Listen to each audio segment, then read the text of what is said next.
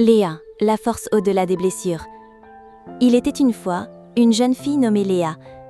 C'était une adolescente belle, douce et intelligente. Mais derrière son sourire discret, elle portait un lourd fardeau. Depuis toute petite, Léa manquait de confiance en elle. Pas parce qu'elle n'avait pas de qualité, non, mais à cause de blessures invisibles, profondes, liées à son passé. Un passé fait de silence, de doutes et de souffrances qu'elle gardait enfouies au fond d'elle. En entrant au collège, Léa espérait tourner la page. Mais la réalité fut tout autre. Elle était un peu différente, elle ne suivait pas les modes, préférait dessiner plutôt que sortir. Elle était sensible, réservée. Et malheureusement, dans ce monde qui valorise la conformité, sa différence devint une cible. Certains élèves commencèrent à se moquer d'elle. Des surnoms, des rires étouffés dans les couloirs, des regards qui jugent. Petit à petit, Léa se replia sur elle-même. Elle se sentait seule, incomprise et triste. Elle se demandait même si elle méritait ce qu'elle vivait. Mais un jour, quelque chose changea. Ce jour-là, Léa s'est regardée dans le miroir. Pour la première fois, elle n'a pas vu une fille bizarre ou faible. Elle a vu une fille qui survivait à tout ça, chaque jour.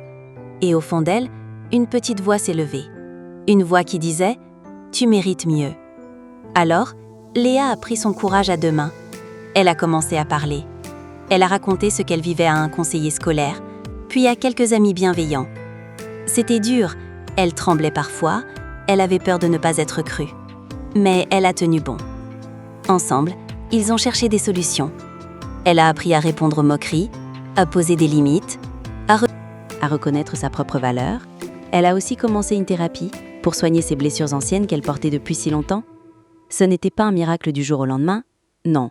Mais chaque jour, Léa grandissait intérieurement. Et quelque chose d'incroyable s'est produit. Plus elle s'affirmait, plus l'intimidation a reculé. Ceux qui l'avaient harcelée ont perdu leur pouvoir sur elle. Certains ont même fini par s'excuser. Aujourd'hui, Léa est une jeune femme forte, résiliente, inspirante. Elle a compris que ce n'est pas la douleur qui nous définit, mais la façon dont on choisit d'y faire face. Elle parle parfois dans des écoles pour encourager d'autres jeunes à ne pas se taire. Elle leur dit que demander de l'aide, ce n'est pas être faible, c'est être courageux.